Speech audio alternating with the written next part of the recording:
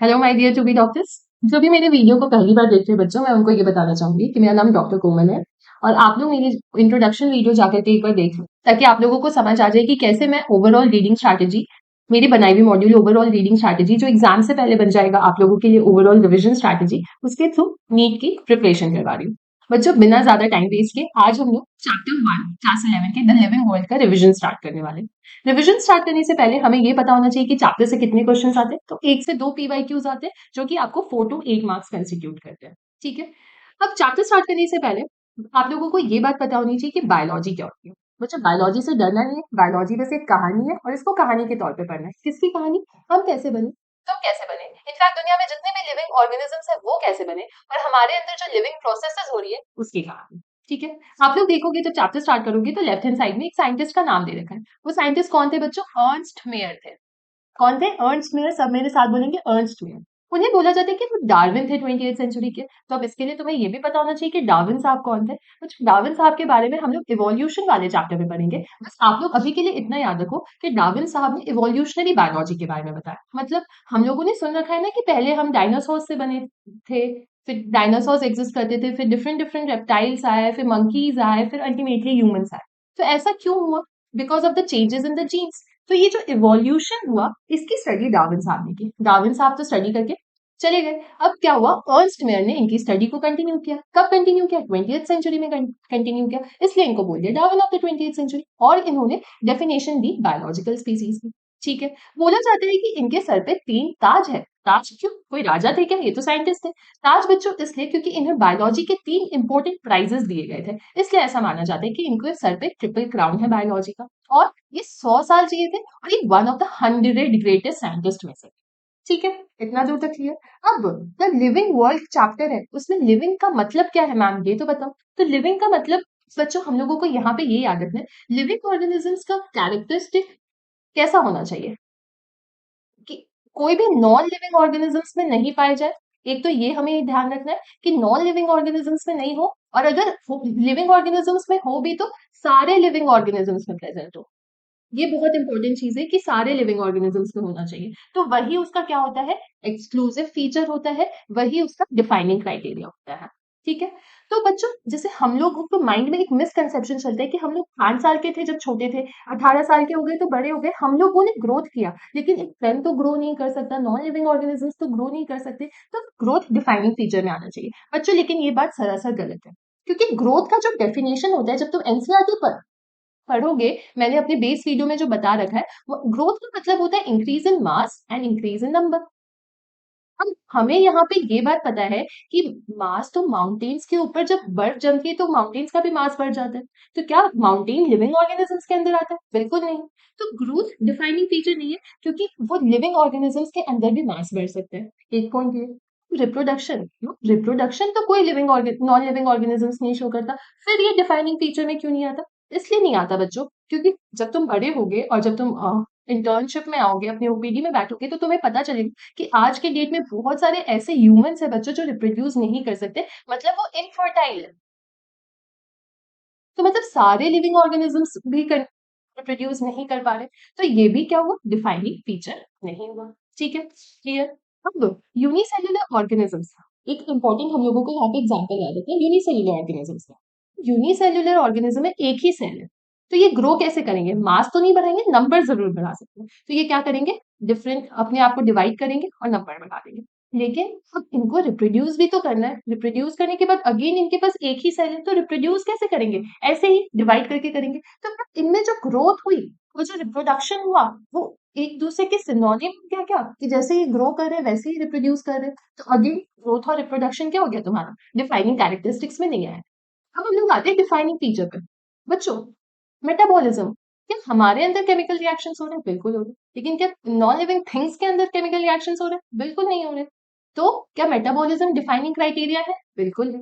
और हम लोग किस चीज के बने हैं? सेल्स के बने हैं। ये बात हमने कब पढ़ी? 9 10 में ही पढ़ रखी है कि सेल्स क्या होते हैं? बेसिक यूनिट होते हैं लाइफ के। तो सारे लिविंग ऑर्गेनिजम्स के अंदर क्या होगा? सेल का ऑर्गेनाइजेशन होगा।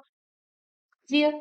और तीसरा जो सबसे इंपॉर्टेंट है, जिसपे बार बार पीवाईक्यूज आते हैं बच्चों, क्या तुमने मुझे छुट्टी काटी तो मैं तुम्हें इन रिस्पॉन्स छुट्टी काटूंगी? बिल्कुल काटूंगी। बाहर ठंडी होगी तो हम जैकेट पहन लेंगे, बाहर गर्मी होगी तो हम लोग जैकेट खोल देंगे। क्यों? क्योंकि we have the ability to sense the stimulus, जिसको हम लोग बोलते हैं कॉन्शियसनेस। क्लियर? तो लिविंग ऑर्गेनिजम्स 2 पेजेस में एनसीईआरटी में दिया, लेकिन अल्टीमेटली तुम्हें क्या याद रखना है कि डिफाइनिंग फीचर मेटाबॉलिज्म होता है, सेल का ऑर्गेनाइजेशन होता है और कॉन्शियसनेस होता है। ग्रोथ और रिप्रोडक्शन डिफाइनिंग फीचर्स में नहीं आते, और यूनिसेल्युलर ऑर्गेनिजम्स में ग्रोथ का ही मतलब रिप्रोडक्शन होता है। बच्चों, ये जो येलो से मार्क लाइंस है, ये तुम्हारे प्रीवियस ईयर क्वेश्चन है जो लास्ट 37 ईयर्स में आए हैं। अब इतने सारे लिविंग ऑर्गेनिजम्स है मैम, उसको क्या बोलते हैं? ये जो different number and type of organisms जो अर्थ में प्रेजेंट है बच्चों, उसको हम बायोडाइवर्सिटी बोलते हैं। कितने नंबर ऑफ लिविंग ऑर्गेनिजम्स है मैम? तो ये तो काउंट करना बहुत मुश्किल है, बट फिर भी हमारे पास एक रफली एस्टिमेटेड डाटा है कि अराउंड एक 1.7 टू 1.8 मिलियन सिर्फ स्पीसीज है। अब वो स्पीसीज के कितने वैरायटीज होंगे वो तो अनगिनत, वो तो काउंटलेस है। ठीक है, ये हमें याद रखना।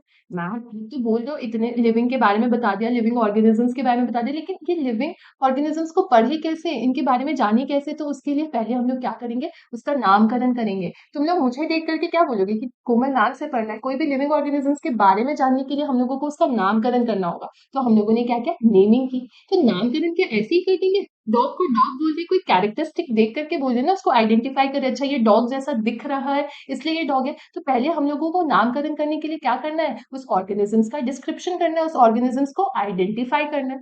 ठीक है, तो दुनिया में बहुत सारे लिविंग ऑर्गेनिजम्स है जिसको हम लोगों ने पहले आइडेंटिफाई किया और उसका नामकरण किया। नामकरण किसने किया ना, उस टाइम पे नामकरण हुआ मतलब कोई तो जीनियस साइंटिस्ट होंगे। बिल्कुल, और वो जीनियस साइंटिस्ट का क्या नाम था? Carolus Linnaeus. लीनियस साहब कौन थे? जीनियस। आज से तुम लोग ये याद रखोगे। ठीक है, तो इन्होंने नामकरण कैसे किया? बच्चों, मेरा नाम क्या है? मेरा नाम कोमल लड्ढा। तो इसमें कोमल क्या है? मेरा नाम है, और लड्ढा क्या है? मेरा टाइटल है। तो दो नाम से यूजुअली सारे बच्चों का नाम ऐसा ही होता है लिविंग ऑर्गेनिजम्स का। तो उन्होंने भी उस टाइम ना इसी टाइप के सिस्टम यूज किए। दो वर्ड, डायनोमियल नॉमेनक्लेचर दिया। सब याद रखेंगे कौन सा नॉमेनक्लेचर? डायनोमियल नॉमेनक्लेचर दिया। दो वर्ड का उन्होंने नामकरण किया। ठीक है, अब ऑब्वियसली जीनियस थे तो उन्हें पता था कि प्लांट्स को अलग कोडिंग देनी है, एनिमल्स को अलग कोडिंग देनी है। फॉर बोटानिकल नॉमेनक्लेचर, इसके फुल फॉर्म पे भी क्वेश्चन आया हुआ है तुम्हें लास्ट 37 ईयर्स में। और international code of zoological nomenclature. Clear? अब ऑब्वियसली जीनियस साइंटिस्ट थे तो कुछ रूल्स निकाले होंगे कि एक प्रॉपर रूल में सब ऑर्गेनिजम्स का नामकरण होना चाहिए। उन्होंने बोला, सबसे पहला रूल उन्होंने निकाला कि ये जो नाम लिखो वो लैटिन में लिखो। क्यों उन्होंने ऐसा बोला? क्योंकि लैटिन बच्चों डेड लैंग्वेज है। 100 साल बाद भी इसका मतलब चेंज नहीं होने वाला, 100 साल बाद भी वर्ड चेंज नहीं होगा। तो ऐसे लैंग्वेज में लिखो कि वो 100 साल बाद भी हम लोग उसको पढ़ सके। ठीक है, तो पहला रूल तो साइंटिफिक था। दूसरा उन्होंने बोला कि हम लोग दो वर्ड में नामकरण करेंगे। जो पहला वर्ड होगा उसको हम लोग जीनस बोलेंगे। ठीक है, और जो दूसरा वर्ड होगा उसको हम लोग स्पेसिफिक एपिथेट बोलेंगे। ठीक है, दो वर्ड में ये भी क्लियर है हम लोगों को। और तीसरा इंपॉर्टेंट रूल, जब हाथ से लिखेंगे ना तो अंडरलाइन करेंगे, लेकिन जब उसको प्रिंट करेंगे तो इटैलिक फॉर्म में लिखेंगे। ये याद रखना, हाथ से लिखेंगे तो अंडरलाइन, प्रिंट करेंगे तो इटैलिक। और first word should start with capital letter. जो पहला वर्ड है वो कैपिटल लेटर से स्टार्ट होना चाहिए, दूसरा वर्ड स्मॉल लेटर से स्टार्ट होना चाहिए। क्लियर? और सबसे इंपॉर्टेंट चीज, जो उसको आइडेंटिफाई करे उस ऑथर को भी इंपॉर्टेंस मिलना चाहिए। तुम लोग देखते हो ना, बहुत सारे बच्चे अपने नाम के आगे अपने फादर का नाम, अपनी मदर का नाम एज ए रिस्पेक्टफुली लिखवाते हैं। तो वैसे ही यहाँ पर है कि जो ऑथर ने उसको बनाया उसका भी हम लोगों को उसको भी इंपॉर्टेंस देना है। तो उनका नाम एंड में एब्रिविएटेड फॉर्म में लिखना है। अगेन, नाम तो लैटिन में ही होता, मेरा नाम लैटिन में नहीं है, किसी और का नाम लैटिन में नहीं है, तो हम लोगों को इसको इटैलिक में नहीं लिखना, बोल्ड में लिखना है। फर्स्ट लेटर तो कैपिटल नाम का सबका ही होगा, और फिर उसको एब्रिविएटेड फॉर्म में लिख देंगे। तो ये जो मैग्निफेरा इंडिका लीड बच्चों, ये जो पूरा पेज है, इससे मल्टीपल, अगर इस चैप्टर से पीवाईक्यूज आते हैं, अगर क्वेश्चंस रिपीट होते हैं या फिर न्यू भी क्वेश्चंस आएंगे तो इस पेज से पक्का बनेंगे। तो आप इसको वेरी वेरी इंपॉर्टेंट मार्क कर सकते हो। ठीक है, इसमें यहां से क्वेश्चन बहुत पूछे जाते हैं कि मैग्निफेरा इंडिका लीड आपको आइडेंटिफाई करना होगा कि करेक्ट किस फॉर्म में लिखा गया है। ठीक है, अब हम लोगों ने लिविंग ऑर्गेनिजम्स का नामकरण भी कर दिया। अब इनको पढ़े कैसे? दुनिया में तो इतने सारे लिविंग ऑर्गेनिजम्स है, सिर्फ नाम के बेसिस पे तो पढ़ नहीं सकते। उसके पहले हम लोगों को क्या करना पड़ेगा, सारे लिविंग ऑर्गेनिजम्स को क्लासिफाई करना पड़ेगा। क्लासिफाई कैसे करें, इतने सारे लिविंग ऑर्गेनिजम्स है। तो तुमने नोटिस किया होगा कुछ ऐसे लिविंग ऑर्गेनिजम्स है जिसके क्या होते हैं, सिमिलर कैरेक्टरिस्टिक्स होते हैं, और जो हमें आंख से जिन कैरेक्टरिस्टिक्स को हम लोग देख सकते हैं। तो उन कैरेक्टरिस्टिक्स के बेसिस पे उनको कैटेगरी में हम लोगों ने क्या किया, क्लासिफाई किया, और जिस कैटेगरी में हम लोगों ने क्लासिफाई किया उसको हम लोगों ने क्या बोला, टैक्सा। और ये जो प्रोसेस थी टैक्सा को क्लासिफाई करने की, इसी को हम लोगों ने क्या बोल दिया, टैक्सोनॉमी। काफी इजी है। लिविंग ऑर्गेनिजम्स की स्टडी करने के लिए हम लोगों ने क्लासिफिकेशन किया, क्लासिफिकेशन बेस्ड ऑन कैटेगरी की, वो कैटेगरी को टैक्सा बोला, और इस process of classification of taxa को टैक्सोनॉमी बोल रहे हैं। क्लियर? इसकी क्या बेसिस है, क्लासिफिकेशन करने की कोई बेसिस होगी, तो बेसिस हम लोग बच्चों एक न्यू बॉर्न चाइल्ड के एग्जाम्पल से याद रखें। कैसे? सबसे पहले कोई भी न्यूबॉर्न बच्चा होता है तो हम लोग क्या देखते हैं, उसके कैरेक्टरिस्टिक फीचर देखते हैं, बिल्कुल देखते हैं। उसके बाद हम लोग उसको आइडेंटिफाई करते हैं, आइडेंटिफाई भी कर लिया, और फिर जाकर के हम लोग उसको क्लासिफाई करते हैं कि वो मेल बच्चा है कि वो फीमेल बच्चा है। क्लियर? और जब मेल और फीमेल हमें पता चल गया तो तुरंत से हम लोग उसका क्या करते हैं, नाम का, दैट इज नॉमेनक्लेचर। तो हम लोगों ने सबसे पहले कैरेक्टरिस्टिक देखा, फिर उसको आइडेंटिफाई किया, उसको क्लासिफाई किया, एंड फिर नामकरण कर दिया मेल और फीमेल में। तो यही इसका बेसिस है, कैरेक्टराइजेशन, फिर उसको आइडेंटिफाई करो, फिर उसको क्लासिफाई करो, एंड फिर उसका नामकरण कर दो। लेकिन ये तो सिर्फ बात हुई एक्सटर्नल स्ट्रक्चर की। क्या मॉडर्न टैक्सोनॉमिकल स्टडी सिर्फ बाहर से देख करके काम बन सकता है? हमें पता है कि हम अंदर से कितने ज्यादा कॉम्प्लेक्स है। तो अब जो मॉडर्न टैक्सोनॉमिकल स्टडीज है वो बोलती है कि सिर्फ हम लोगों को एक्सटर्नल स्ट्रक्चर पे नहीं, इंटरनल स्ट्रक्चर पे भी देखना है। हम लोगों को हर एक सेल का स्ट्रक्चर पता होना चाहिए। वो उसके होने के बाद उसका इकोलॉजिकल इंफॉर्मेशन, मतलब वो कैसे हमारे लिए यूजफुल है, कैसे इस दुनिया के लिए यूजफुल है, ये इंफॉर्मेशन भी हमें टैक्सोनॉमिकल स्टडीज के बेसिस पे पता होनी चाहिए। ठीक है? क्लियर? अब लिविंग ऑर्गेनिजम्स के बारे में हम लोगों ने क्लासिफाई कर लिया, नामकरण कर दिया, उनके इकोलॉजिकल इंफॉर्मेशन पता लगा। एक वर्ड आती है बायोसिस्टमैटिक्स। मैम ये तो थोड़ा सा डिफिकल्ट लग रहा है सुनने में। कुछ नहीं, अब मान लो तुमने नामकरण कैसे किया, राहुल और सिमरन। ये राहुल और सिमरन आगे जाकर के क्या करने वाले, इनका इवोल्यूशन कैसे, कोई डॉक्टर बनेगा, कोई इंजीनियर बनेगा। ठीक है? तो आगे अगर हम जब इवोल्यूशनरी रिलेशनशिप इन ऑर्गेनिजम्स की पढ़ेंगे तो उसको हम लोग क्या बोलेंगे, बायो सिस्टमैटिक, कि ये इवॉल्व होकर के क्या बन रहे हैं। क्लियर? और इस पे बच्चों प्रीवियस ईयर क्वेश्चंस कैसे आते हैं कि यहाँ पे तुम्हें डेफिनेशन दे दिया जाएगा और तुम्हें पूछा जाएगा कि करेक्ट स्टेटमेंट आइडेंटिफाई करो बायोसिस्टमैटिक्स का। तो सिंपल है, जहां पे भी तुम्हें इवोल्यूशनरी वर्ड दिखे उसको टिक कर देना। ठीक है? क्योंकि मोस्टली इवोल्यूशनरी वर्ड तुम्हें एक ही लाइन में दिखेगी। अब क्लासिफाई कर दिया, लेकिन यहाँ पे सबसे इंपॉर्टेंट चीज तुम लोगों ने क्या देखी, मान लो तुम्हें पता है कि डॉग्स को देख करके डॉग्स दिमाग में आया, तो डॉग को एक टैक्सा बोल दिया, ऑब्वियसली एक कैटेगरी है क्लासिफिकेशन की। लेकिन ये डॉग्स मैमल्स के अंदर आते हैं, और मैमल्स भी तो एक टैक्सा हो गई, क्लासिफिकेशन का क्राइटेरिया हो गया। अब मैमल्स एनिमल्स के अंदर आते हैं, पर ये एनिमल्स भी तो एक कैटेगरी हो गई क्लासिफिकेशन।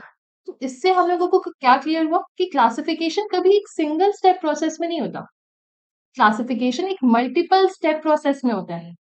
अब जैसे तुम लोग कोई एग्जाम देते हो तो कोई थर्ड रैंक पे आता है, फिर उसके ऊपर सेकंड रैंक पे बच्चा आता है, और उसके ऊपर फर्स्ट रैंक में आता है, तो ये हायर आर्कियल अरेंजमेंट है। वैसे ही क्लासिफिकेशन ऐसे हायर आर्की में अरेंज्ड होता है, और ये हर हायर आर्की वाले स्टेप में हर रैंक पे जो ऑर्गेनिज्म प्रेजेंट होता है उसको हम लोग बोलते हैं टैक्सॉन। ये बहुत इंपॉर्टेंट चीज है बच्चों जो याद रखना है। और यही टेक्सॉन क्या है, यूनिट ऑफ क्लासिफिकेशन। क्या यहाँ पे समझ आया कि क्लासिफिकेशन एक सिंगल स्टेप में नहीं हुआ, मल्टीपल स्टेप प्रोसेस है, जिसमें हर स्टेप में एक ऑर्गेनिज्म जो प्रेजेंट है उसको एक रैंक दी जा रही है, और उस रैंक को हम लोग क्या बोल रहे हैं, टेक्सॉन, और वही क्या है, तुम्हारी यूनिट ऑफ क्लासिफिकेशन। क्लियर? ये हायर आर्कियल अरेंजमेंट याद रखने के लिए आप लोग एक निमोनिक याद रख सकते हो। कैसे? देखो, एक किंग है जो कि बहुत अच्छा है। ठीक है? किंग ने अपनी प्रजा, मतलब वहां पे जितने भी लोग रहते हैं या फिर वहां पे जितने भी दास रहते हैं उनको क्या किया, क्लास भेजा। क्यों? ताकि वो अपने फैमिली में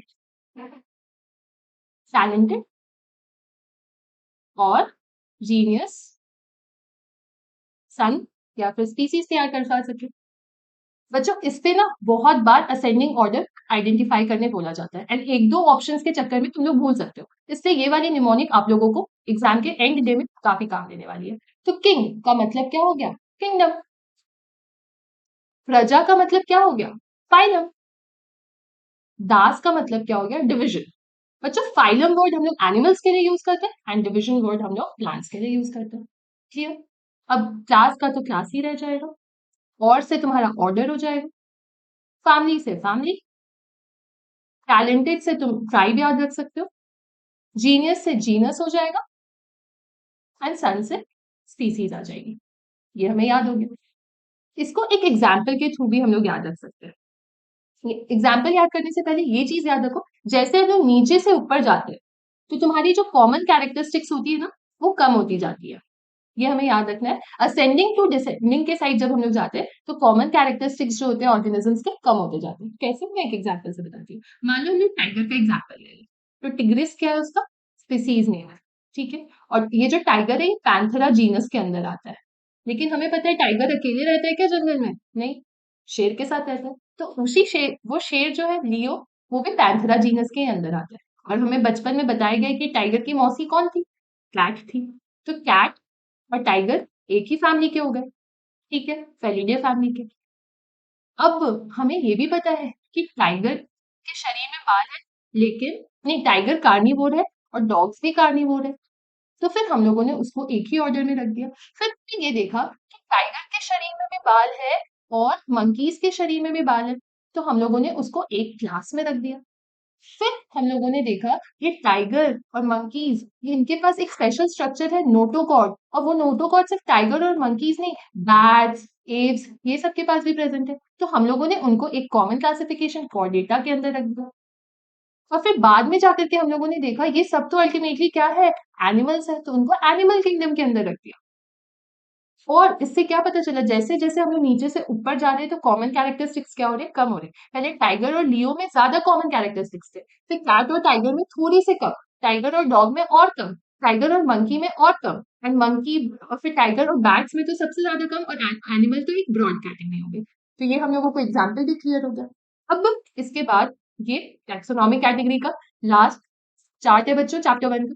इसमें ये चार्ट में बच्चों वैसे तो तुम्हें पूरा याद करना है, लेकिन हर बार पीवाईक्यू में हाउस फ्लाई से मैक्सिमम क्वेश्चंस आए। मतलब एक मक्खी घर में जो उड़ती रहती है, जिसको तुमने अपनी पूरी जिंदगी में इंपॉर्टेंस नहीं दिया, बायोलॉजी में बहुत इंपॉर्टेंस है उसको। कैसे? उसको सबसे पहले उसका नाम क्या है, मस्का डोमेस्टिका। मक्खी है, मस्का, घर पे रहती है, डोमेस्टिका। ठीक है, ऐसे याद रहेगा। तो जीनस इसका मस्का हो गया, डोमेस्टिका इसका स्पीसीज नेम हो गया। अब मस्की मक्खी क्या तुम्हें दिन में देखने को मिलती है, तो मस्की डे हो गया यहाँ पे, ठीक है। ऑर्डर इसका डिप्टेरा हो जाएगा। क्या मक्खी इंसेक्ट है, बर्ड थोड़ी है, तो इंसेक्टा क्लास में आ गया।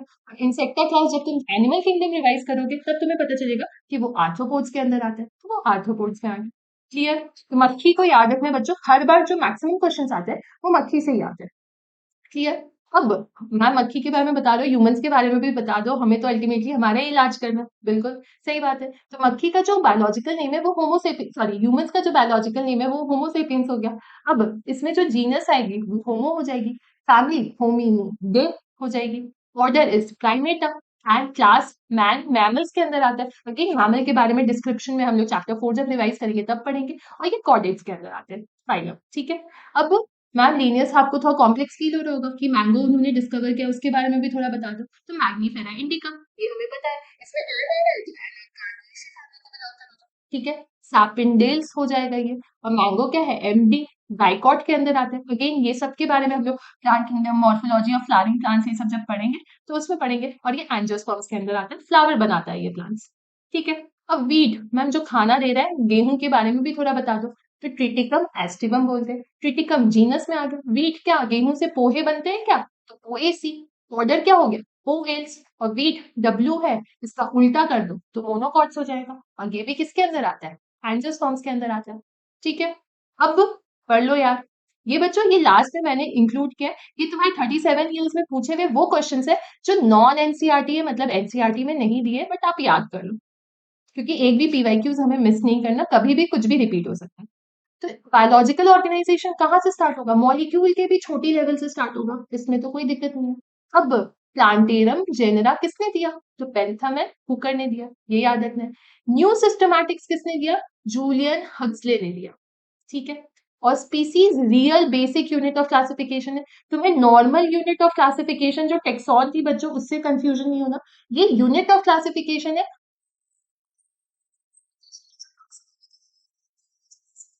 ये उसकी बात हो रही है। ऑप्शन से तुम रूल आउट कर पाओगे, अगर टेक्सॉन के बारे में पूछ रहा होगा तो ऑप्शंस टेक्सॉन जैसे देंगे, और स्पीसीज के बारे में पूछ रहा होगा तो स्पीसीज, जीनस, फैमिली, ऐसे ऑप्शंस देंगे, ये कंफ्यूजन नहीं होगा तुम लोग को। और फाइलम क्या, फाइलम वर्ड किसने दिया था, हेकल ने दिया था। ठीक है बच्चों, इसी चैप्टर का जो बेस वीडियो है वो मैंने बहुत 37 मिनट्स में आप लोगों को पढ़ाया है, जिसमें मैंने अपनी ओआरएस के थ्रू एनसीईआरटी एंड पूरे 37 इयर्स के पीवाईक्यूज पढ़ाया है और आज मैंने उसी चैप्टर का रिवीजन करवाया है। अब नेक्स्ट हम लोग थर्सडे को इसी चैप्टर का क्या करने वाले, क्वेश्चंस लगाने वाले हैं। तो मिलते हैं फिर थर्सडे को। Thank you.